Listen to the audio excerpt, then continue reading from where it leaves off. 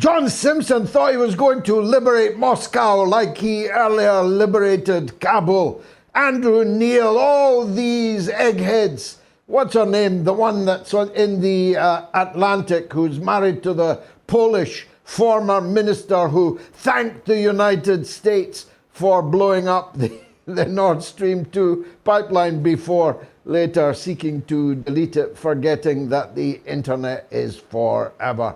She said that it was Putin's Tsar Alexander II moment. One by one, they said that this was the end for the Russian president, and they waxed lyrical about how it needed to be the end of Russia itself. Their glee was a trifle difficult to understand because the next president of Russia, according to them, was going to be a former chef who spent 9 years in jail as a thief and who had always been described, ever since Wagner came to public consciousness, as the head of a fighting organization of rapists and murderers, the scum, the sweepings of the Russian jailhouses, given free pardon for their crimes if they served their time in uniform in Wagner. In other words, a terrorist, and that's how he was, except for a few hours yesterday, officially designated. So, as Russia has more nuclear weapons than any country on the globe, they were gleefully looking forward to a former convict turned chef and now mercenary warlord being in charge of the world's largest nuclear arsenal. It's rather difficult to understand how for anybody that would have been a step forward, but such is their hatred of Putin since he lifted Russia up off the floor, dusted it down, turned it back into a superpower with economic, political, diplomatic, and military power to match, that they were looking forward to Prigozhin being the next president of Russia. I'm not making it up. The fact that the principal criticism of Wagner towards President Putin and the current leadership of the Ministry of Defense in Moscow is that they are not killing enough Ukrainians, that they are not bombing enough, rocketing enough, advancing hard enough, that they have not turned Ukraine into a desert of rubble, that they have not leveled the cities of Western Ukraine, that they have not destroyed the civilian infrastructure of Ukraine. That's their beef with Putin, that he has been too soft, too cautious, too kid gloves. Again, I ask, how would that have been an advance for the Ukrainian people and their backers if Prigozhin had taken power in the state? Now, as I was one of the first and most consistent over the last 24, 36 hours to point out that not since Rocky Marciano fought Don Coquel, a horizontal chump, has there been a greater mismatch than that between Vladimir Putin and Prigozhin. The idea that Wagner could successfully overthrow Putin was perfectly preposterous unless you are one of those whose wish overcomes their intellect, their objectivity, their ability to reason and calculate. And my God, we have so many of those, and over so many conflicts, so many little Hitlers, so many wars, so many dictators that they have declared dead, declared gone, declared about to go, declared must go. They never learn, but the people that own the so-called mainstream media never learn either and keep putting them up and on every single time. And they seem to suffer no embarrassment. about the fact that they are consistently, utterly wrong about everything, but they're never as wrong about anything as they are about Russia.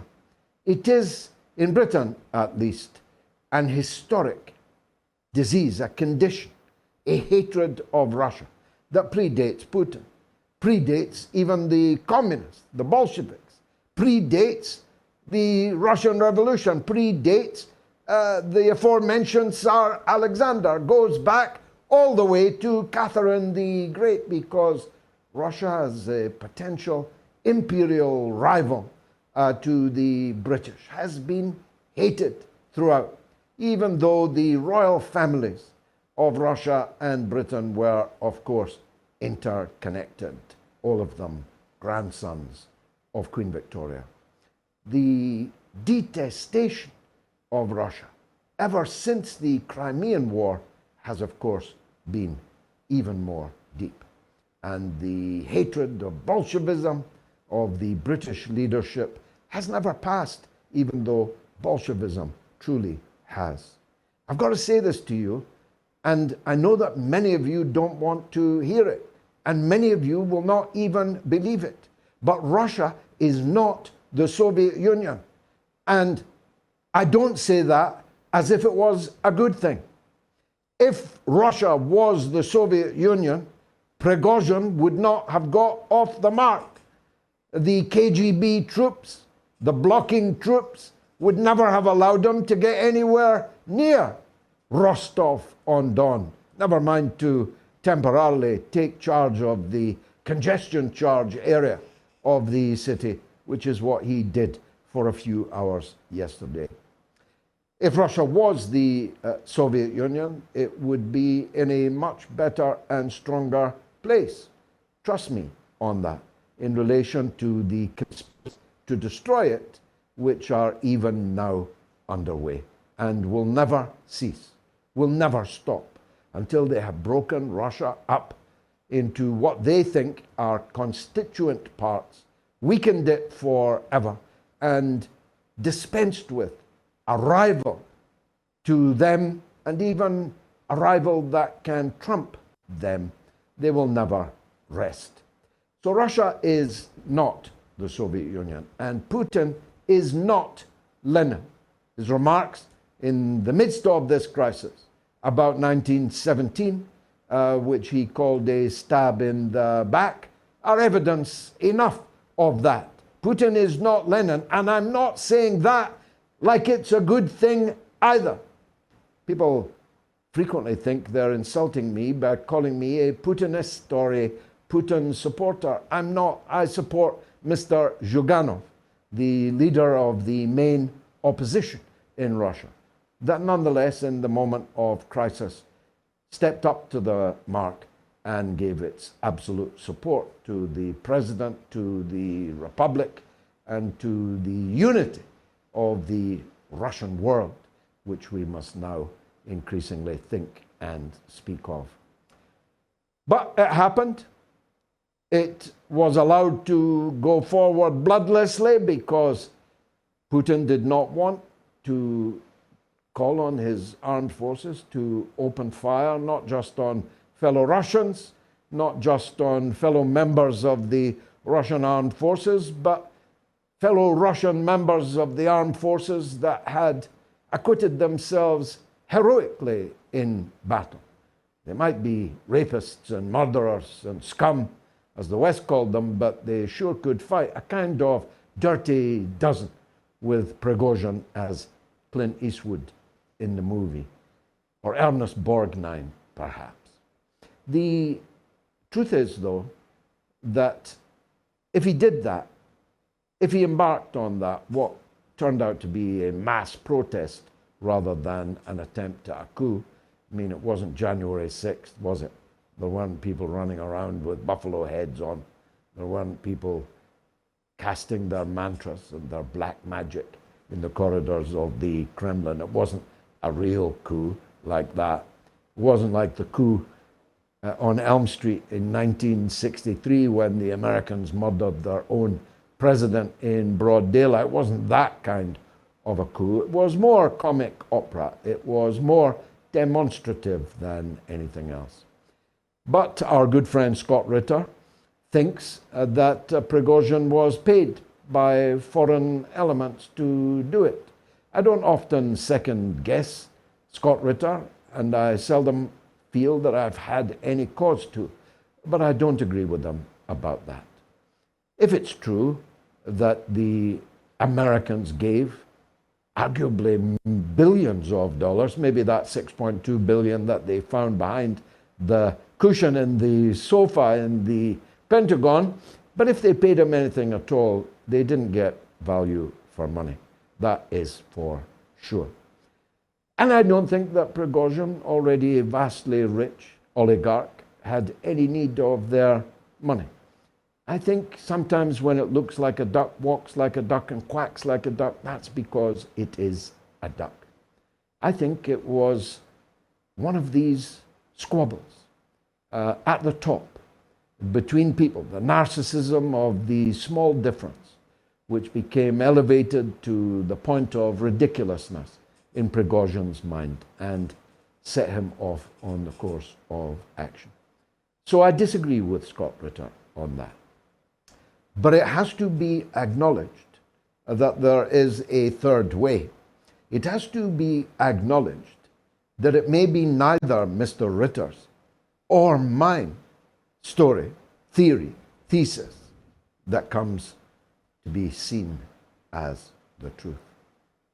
Because there's increasingly a lot of reason to think that this was all a hoax, organized between Putin and Prigozhin, and if so, it would be the hoax of the 21st century. At its most extreme form, Prigozhin is approached by the United States, who offer him a vast sum of money, half now, half later, when you've done the job, if you will organize a coup and overthrow President Putin. Prigozhin takes the half and tells Putin, and between the two of them, they organize what happened over the last 36 hours. Now I can hear one or two skeptical voices. Except when I look at it, now that Prigozhin is in Belarus, a matter of fact, a mere 100 kilometers away from Kiev, that doesn't sound like a kind of exile that you would send a traitor onto. Sounds more like a place you would send someone who remains a vital threat to NATO and its satrapy in Kiev. After all, they got within a few hours of Moscow, but they're now within minutes of Kiev. Now, this theory of all to steal the Americans' money, make a fool of Andrew Neil and John Simpson and so on, have much weight, wouldn't carry if it were not for the following.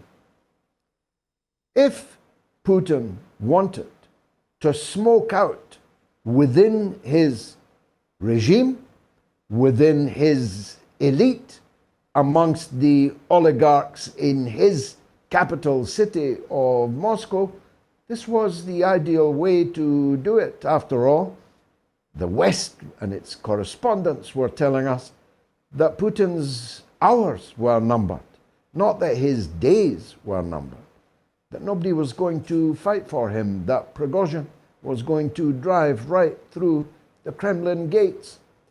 Well, it would be useful to know who amongst his circle and amongst the wider elite in Russia would have been happy if that had come to pass. Well, now he knows. As it was, nobody at all, never mind anybody of importance, nobody at all backed Prigozhin. Everybody backed Putin. Everybody in the upper strata of the armed forces, the FSB, the intelligence community, the politicians, the opposition in the Duma, the media, aristocracy, and the oligarchs, so far as we know, all of them remained loyal to Putin.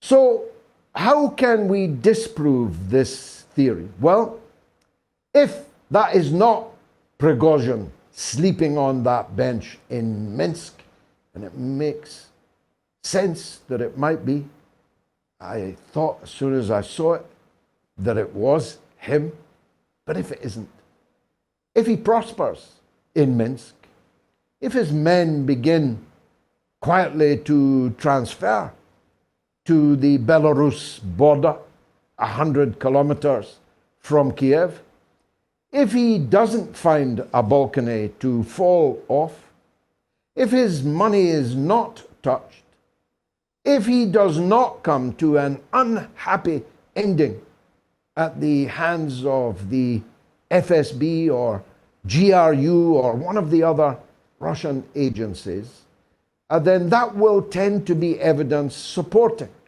the idea that the entire thing was a confidence trick.